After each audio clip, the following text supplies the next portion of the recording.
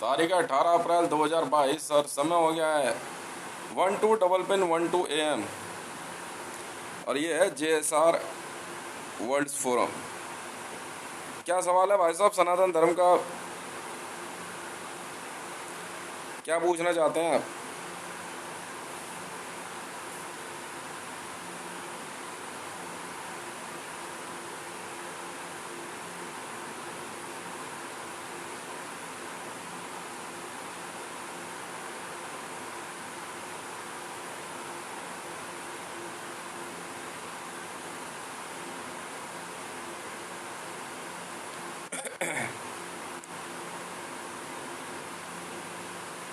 नहीं नहीं, पता तो होना चाहिए ना सवाल कहाँ से पूछा गया है, किस देश से पूछा गया है, किस देश के द्वारा पूछा गया है। JSR वर्ल्ड फोरम में अगर पूछा गया तो मैं जवाब देने को तैयार बैठा हूँ ना। बताने में क्या दिक्कत है?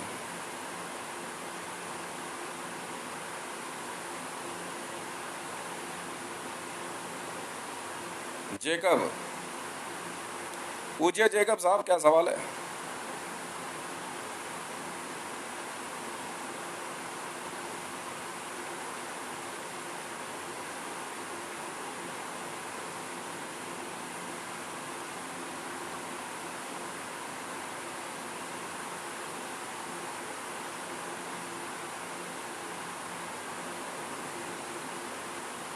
ठीक है जेकब साहब, आप किस देश से हैं?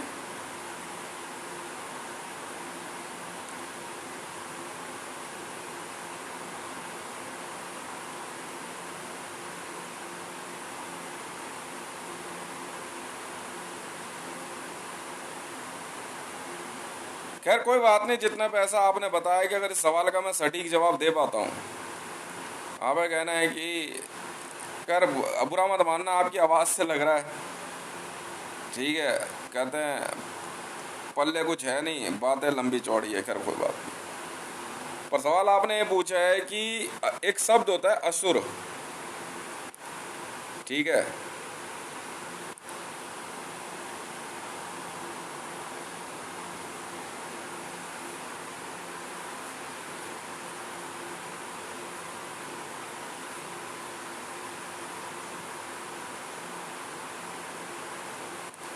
असुर का मतलब होता है जो सुर ना हो, जिसमें डीमंस होते हैं,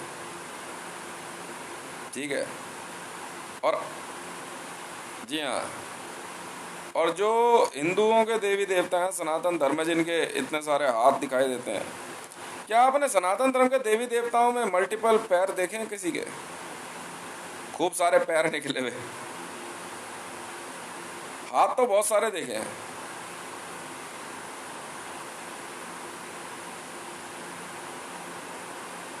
अगर कुछ हो तो मुझे बताओ, मैं थोड़ा सोचूं। शायद मैं मेरे पास ऐसा कोई चित्र है नहीं। आपका कहना है कि इनके हाथ में अस्त्र हैं, तो जी हाँ, अस्त्र में अगर आ लग गया तो ये असुर हो गया। तो हम इनको डीमंस क्यों ना कहें? इसके इसके पीछे जो है ना बहुत सिंपल सी थ्योरी है। पहली बात तो इनके हाथों में सिर्फ अस्त्र नहीं है, शस्त्र भी है, ठीक है? और ये सभी प्रवृत्तियों से, आसुरिक जो है ना एक प्रवृत्ति होती है, एक लक्षण होता है। जब संहार करते हैं, संहार समझते हैं, जब डीमंस को मारा जाता है, ठीक है, तो शरीर के अंदर एक आसुरिक प्रवृत्ति सब में आती है, चाहे देवी हो चाहे देवता हो। किलिंग देवी देवताओं द्वारा बहुत अंत में की जाती है, और वो जो है सब जगहों पे होता है। अब बात आती है यहाँ पे अस्त्र की। आप अस्त्र का मतलब समझते हैं क्या होता है? अशस्त्र, जी हाँ, जो शस्त्र नहीं है, अशस्त्र।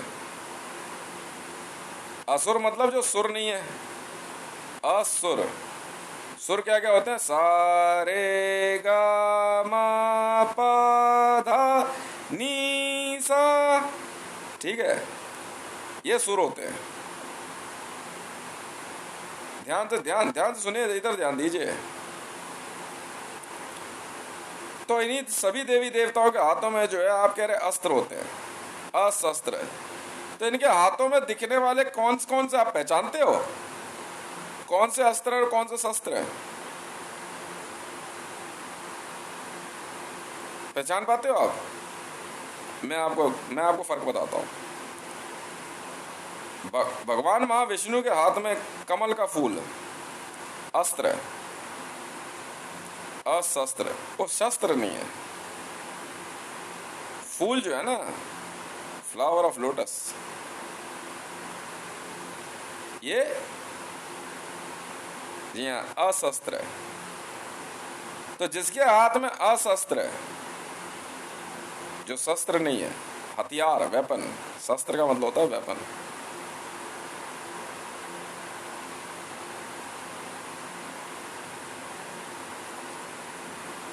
समझ में आई? महाविष्णु के हाथ में कमल का फूल शस्त्र नहीं है, परंतु यहाँ उनके हाथ में गदा और सुदर्शन चक्र शस्त्र है।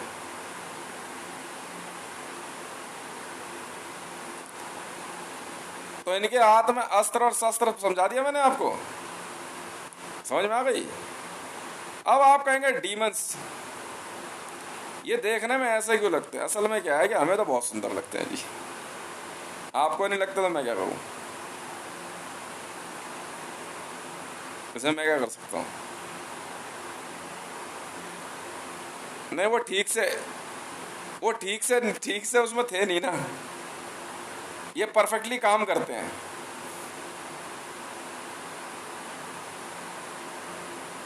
हाथ में अंगूठे में एक छोटा सा जो है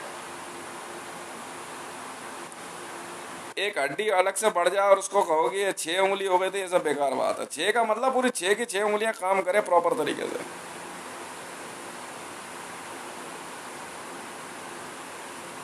ये ध्यान से सुनने समझने वाली बात है।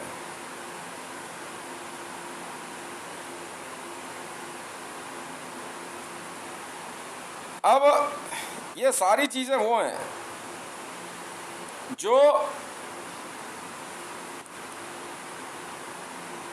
इस योनि में, मनुष्य योनि, ये मनुष्य नहीं है, पहली बात तो आप ये समझ लो। अगर आपका सवाल मनुष्य के प्रति होता तो मैं आपको जवाब देता। ये सभी जो है दिव्य लोकों से संबंधित है, इनके अपने लोक हैं, समझ में आई? डेफिनेटली इस धरती पे तो नहीं है।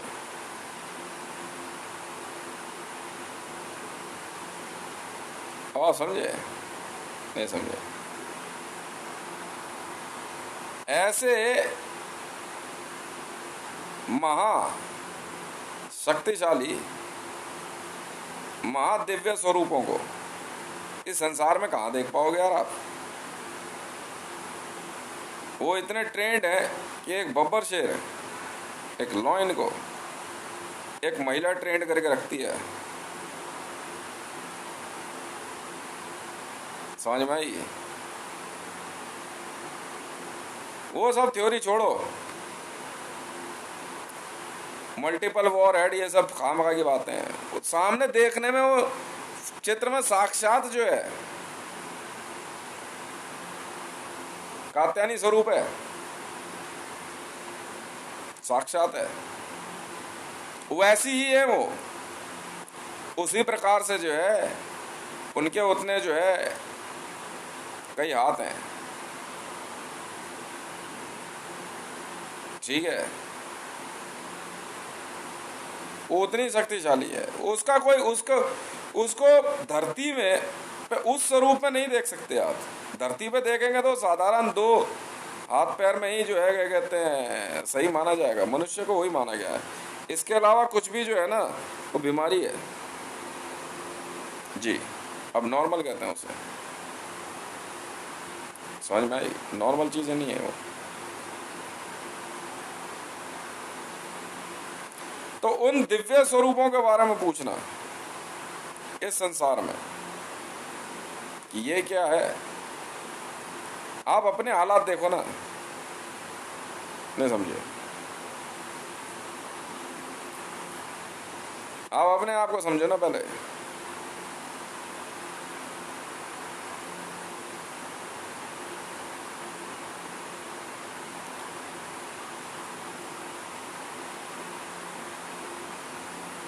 और कुछ पूछना है?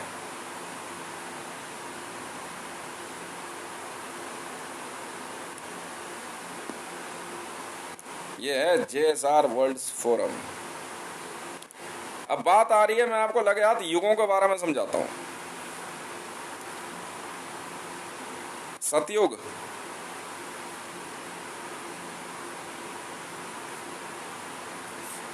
सतयुग में 7 युग होते हैं।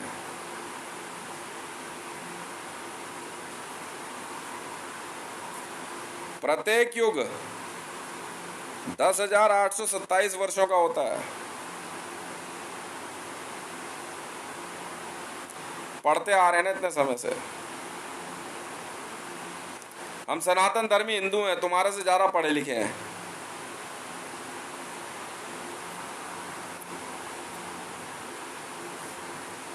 सतयुग के बाद क्या आता है? त्रेता। 7 के बाद 3।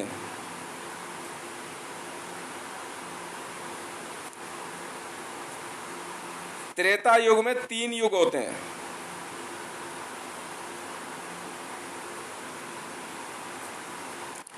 त्रेता में 3 युग होते हैं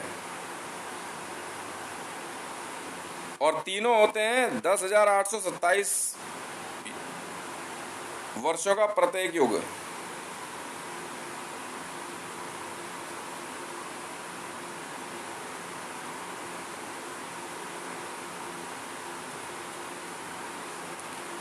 द्वापर,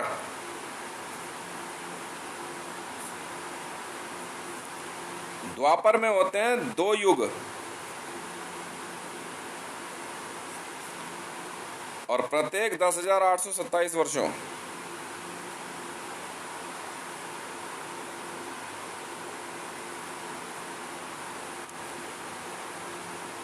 इसके बाद होता है कलयुग। कली का अर्थ होता है एक युग।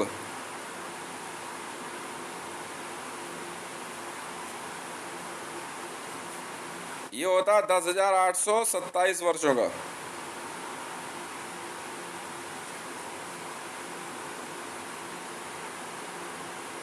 ठीक है। सतयुग में 10,827 वर्ष बीतने पे एक युग खत्म होता है। सतयुग में 7 भाई, 7 ब्रदर्स।